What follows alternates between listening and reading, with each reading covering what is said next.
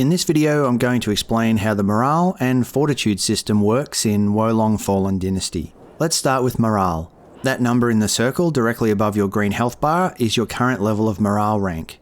Your morale rank modifies your combat power.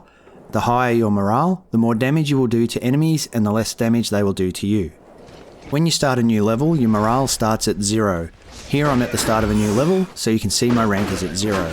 As you battle and defeat enemies, your morale builds, indicated by the circle filling with a colour in a clockwise direction.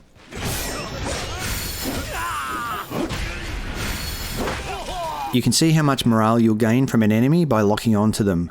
Your own morale indicator will start flashing with the amount that you can gain. Here I'm locked onto an enemy with higher morale than mine, so you can see my icon flashing showing me the amount of morale I'll gain if I beat him. Once you fill the circle completely, you gain 1 extra morale rank. Enemies also have a morale rank. The colour of their morale circle will indicate how much their morale is affecting their combat power compared to you. A green circle tells you they are more or less on your level, or below you, like this guy. But not always. Sometimes dangerous enemies will have a green morale rank that is still higher than yours, like this one. Usually they'll also have a red symbol next to their rank letting you know they're the leader or a follower of a leader, which makes them more dangerous. A yellow circle indicates they're a level or so above you. A red circle indicates they are way above you. Any enemy whose rank is above yours will do more damage to you and you'll do less to them. If they're way above you, they'll do a lot more damage than you will, and you'll take a lot more damage than they will. Defeating an enemy with a morale rank that is higher than yours will increase your own morale rank by more than it would if you just defeated an enemy with equal or less morale rank than you have. You can also increase your morale rank by offering a dragon's cure pot at a burial flag.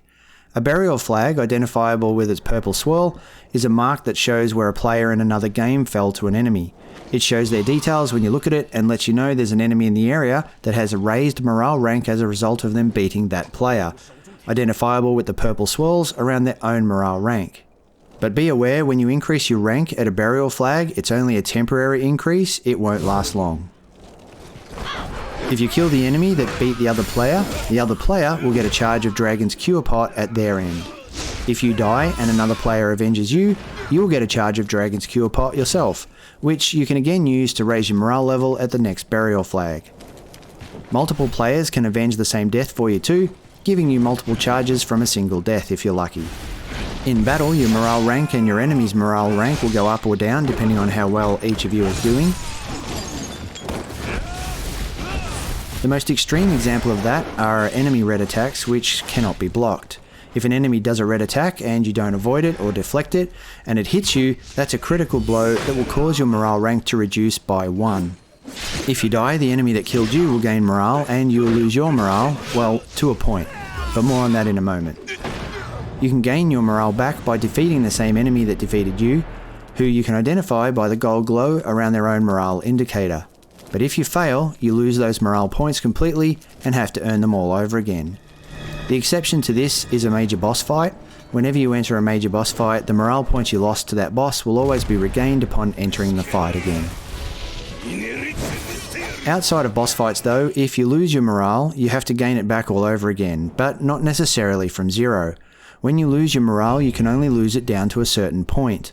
That point is what is referred to as your fortitude rank. At the start of every level, in addition to your morale, you also have a starting fortitude rank. Just like morale, it is always set to 0 at the start of a new level. Here I'm at the start of a level. If you look to the top right of the screen, you'll see an orange circle with a down arrow with a 0 next to it. That's my current fortitude rank. When you die, your morale rank will always reset to the number shown to that fortitude icon. For me right now, it's telling me if I die, my morale rank will be reset to 0. The way to increase fortitude is to find and raise flags around the world. Flags encountered at the start of an area, like this one, that are found before you encounter any enemies, won't increase your fortitude at all. They're really there for you to organise things. As you can see, despite raising that flag, my fortitude and morale are still 0. You can see how many flags are in the area by the numbers under the fortitude rank symbol. Here you can see I have 1 of 7 resting flags and 0 of 5 marking flags. A marking flag, like this one, will typically increase your fortitude by a small amount, usually 1. A larger flag you raise and can rest at, which is sometimes defended by a tougher enemy, or a group of tougher enemies will increase your Fortitude by more, usually 2 or 3. If your Fortitude rank increases higher than your current morale rank, your morale rank will automatically increase to match it. That's because your morale rank can never be lower than your Fortitude rank.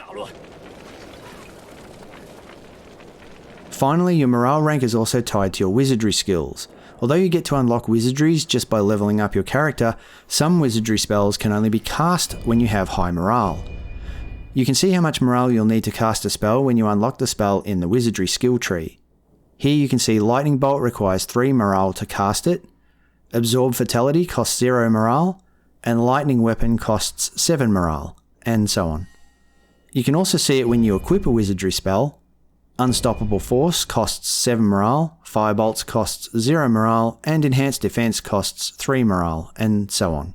And you can also wear gear that perks how fast you gain morale, like these greaves which add 6% to the gain rate, and this hairpin that also adds another 3.7%. The higher your morale, the better some spells and divine beast attacks can be as well, but that's a subject for another video. So now you know the difference between Fortitude and morale, and why it's important to find all the flags in a map before you fight a boss. Thanks for watching, and I'll catch you in the next video.